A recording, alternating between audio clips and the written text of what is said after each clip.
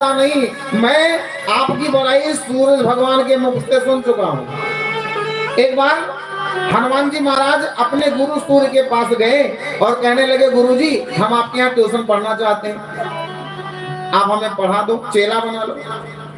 सूर्य देवता ने कहा, बचपन में निगल गया था, अब आगे बैठेगा।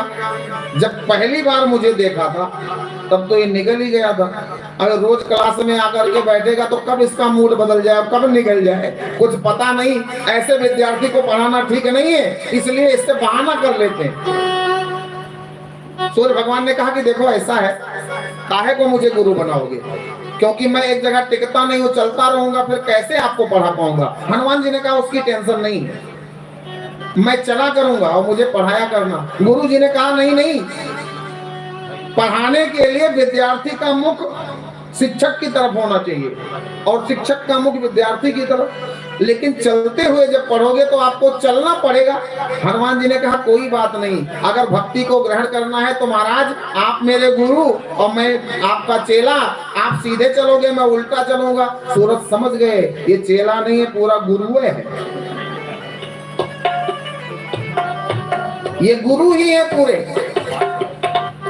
गोस्वामी जी ने इसीलिए लिखा है, सूर्य भगवान ने शिक्षा ग्रहण कराई, हनुमान जी चलते रहे और चलते रहे तो एक काम नहीं किया, शिक्षा भी ग्रहण करते रहे। अच्छा, बालक जब विद्यालय से पढ़ करके आएगा तो माता पिता कहेंगे जरा गणित का एक सवाल करके दिखाओ कि क्या पढ़ा है। माता अंजनी और पवन देव ने कहा कि जरा सूर्य से क्या शिक्षा ग्रहण करके आए हो, बताओ। हनुमान जी ने कहा शिक्षा नहीं ग्रहण करके आया हूँ, यहाँ से जब गया था और वहां रुका था तो आने जाने में कितना समय लगा और कितनी दूरी है सब नाप करके आया हूँ। कोई गणतज्ञ है जो नाप करके बता दे।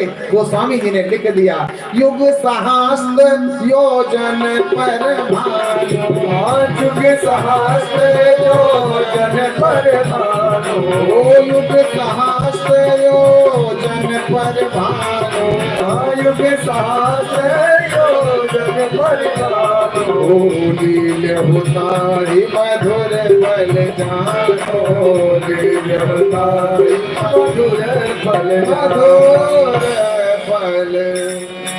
पावन पंचम सोपान में जो कथा लिखी गई है हनुमान जी की, हालांकि पूरे सुंदरकांड में महिमा तो हनुमान जी की है, लेकिन वानरों को विश्राम करा करके और भगवान श्री राम ने कहा कि हनुमान जी को भी विश्राम कराना चाहिए और यहाँ से कथा शुरू कर दी लंका की ओर।